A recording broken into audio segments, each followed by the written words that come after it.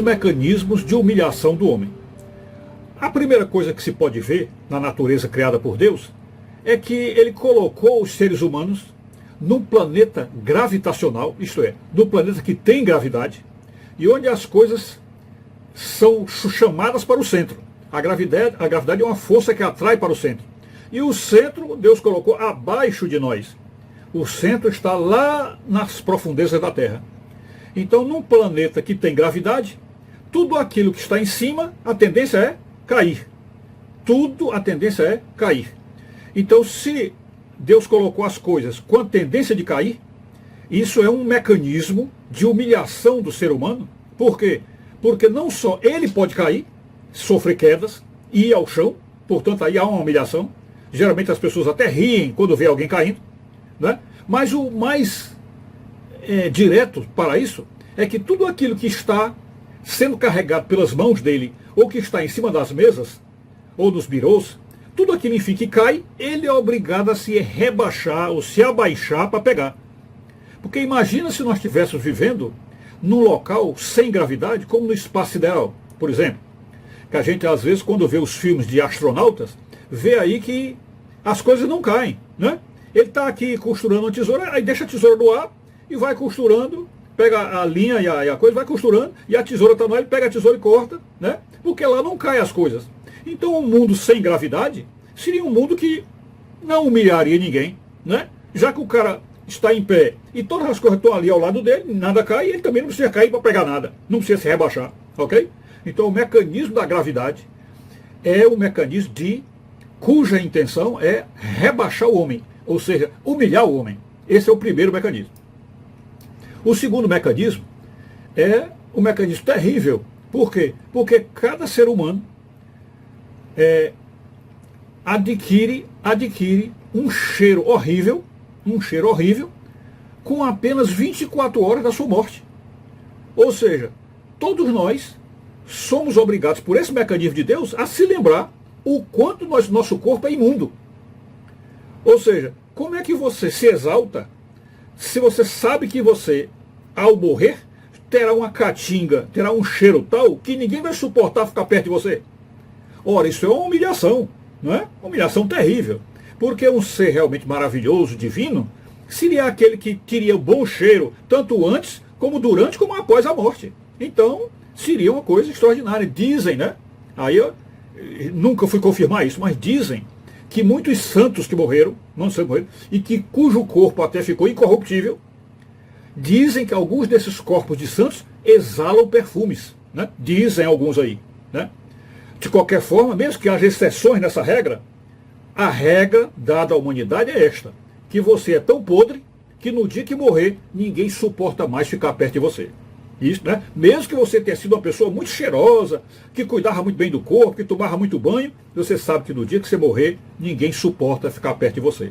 Então isto é um mecanismo de humilhação que Deus inventou e colocou na Terra para chamar a atenção da humanidade, dizer, olha, não se exaltem, não se sintam superiores, porque vocês são bicho podre, que ninguém suporta chegar perto de um caixão, ok? Esse é o segundo mecanismo. O terceiro mecanismo, que está ligado a este aí, é o fato de que nós, no nosso corpo ainda vivo, nós temos tripas, ou temos intestinos, que guardam coisas tão imundas, que aquilo que sai dele ninguém suporta. O pior, nem o próprio dono que faz a obra suporta aquilo ali. Então, isso é um mecanismo de humilhação, porque é como se diz, se nós defecássemos perfume, aí era diferente, era como se um santo pudesse ser. E se não tivéssemos pecado, talvez fosse assim. Mas a nossa situação é tão triste, tão medonha, que nós carregamos algo dentro do corpo, imundo, que ao sair de nós apodrece todo o ambiente e que nós próprios não suportamos. E às vezes pior, se não tivermos cuidado bem de nossa saúde, aquele ambiente onde essas coisas podres ficam, poderá também apodrecer o corpo. Não é isso? Como a gente conhece aí, as chamadas doenças intestinais. Então isso é outro mecanismo de humilhação que Deus colocou na Terra, para que ninguém se esqueça de que é tão podre que produz uma obra que nem ele próprio suporta o cheiro. Ok? Então esse é o terceiro mecanismo que nós estamos analisando aí, da obra de Deus para humilhar o homem. Tá? E esta obra tem essa intenção de levar a pessoa à humilhação, ou seja, ser humilde, não ter presunção, ser modesto, né? E reconhecer as suas fraquezas e ter aquela atitude de João Batista que diante de Jesus disse assim: importa que ele cresça e eu diminua. Importa que ele cresça e eu diminua. Né? Ok? Vamos agora para um outro mecanismo de Deus, um pouco mais simples, um mecanismo de Deus de humilhação do homem. Seria o quarto mecanismo. E diz assim: todos odeiam a pessoa arrogante que vive a se exaltar em público. Ora, isto é um mecanismo de humilhação. Por que é um mecanismo de humilhação? Porque aquele que se exalta, aquele que se acha o tal, ninguém suporta. Ninguém suporta. Então a maneira de você ser confrontado com o seu orgulho, com a sua presunção, é você perceber que as pessoas se afastam de pessoas que se exaltam. Portanto, é um mecanismo de controle. Olha, se você se exaltar, você vai perder seus amigos. Você vai perder os seus companheiros. Né? Então, outro mecanismo, é um mecanismo agora social, né? Porque os outros que a gente colocou foram mecanismos da própria infraestrutura da natureza, outro que é da medicina, né? E esse é social. Né? Quando a pessoa se exalta, ninguém mais quer ficar perto do presunçoso, tá certo? E agora, para não nos estendermos demais nesses mecanismos de Deus, que são inúmeros, vamos aí para o quinto mecanismo de Deus, de humilhação do homem, e acho que esse é extremamente complicado. Porque a condição de se falar isto deveria ser dada a um ser superior. Por exemplo, isso é o tipo da pregação que seria interessante nós ouvirmos de um anjo. Porém, Deus não colocou os anjos para falar para nós. Né? De certo modo, isso aí também é outra forma de humilhar. É como se Deus dissesse assim: olha, vocês são tão podres que os anjos não descem até vocês para falar para vocês, para ensinar, não descem. Porque a imundícia é grande demais.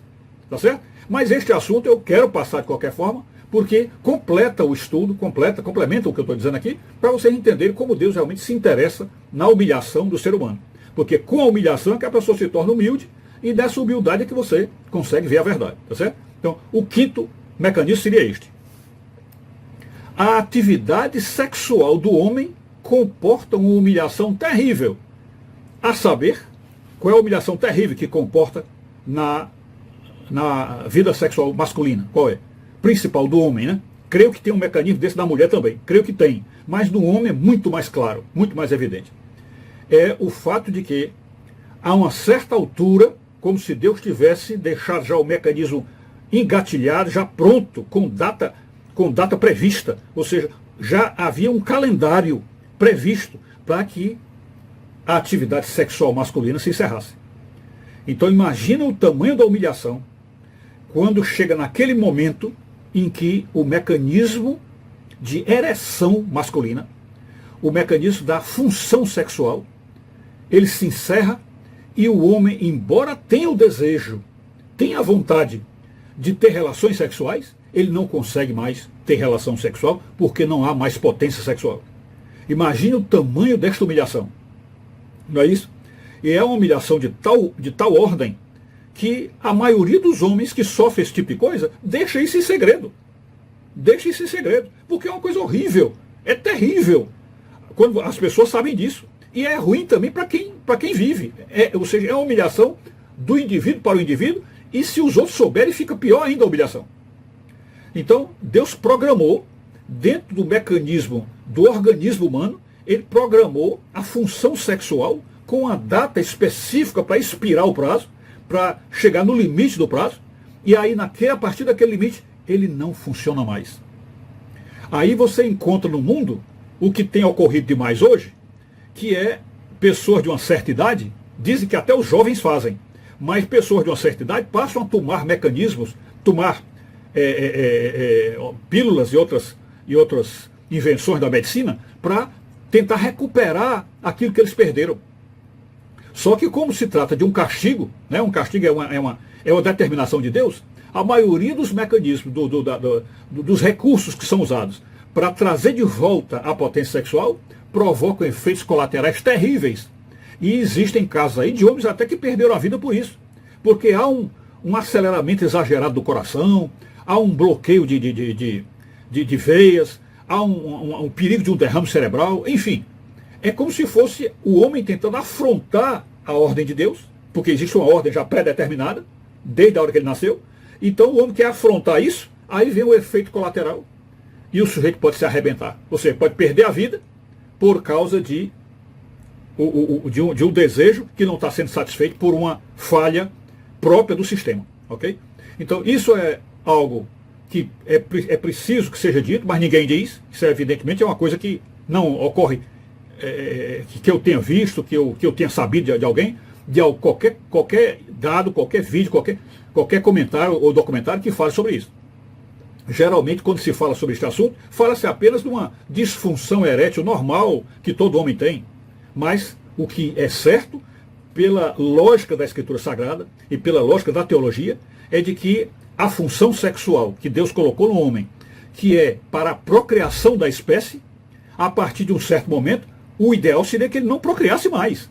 Até porque a partir de uma certa idade, os espermatozoides já estão mais velhos, então a possibilidade de que nasça uma criança com problema, uma criança autista, uma criança mongoloide, ou às vezes até com outros defeitos, né, que vem pela fragilidade da genética. Então, o ideal é que esse homem não fizesse mais filhos. Né? Então, já que encerrou a função principal dele, que é procriar, já que encerrou, então Deus encerra a atividade sexual, cortando a potência sexual. Tá certo? Mas isso aí a medicina não vai concordar com isso de jeito nenhum. Porque a medicina também é levada pelas tentações da carne e pelas imoralidades da mídia. Ela também é levada por isso, e ela então quer incentivar que todo mundo vá para 70, 80, 90 anos com sexo como se fosse um adolescente. Né? Por isso é que estão sendo inventados, e cada dia se inventa mais, regras e fórmulas, etc., para devolver ao homem a potência sexual. Ok? Mas isso, como nós já sabemos direto, é uma afronta direta à vontade de Deus. Ok? Mas é isso. Fiquem todos com Deus, saúde e paz, tudo de bom.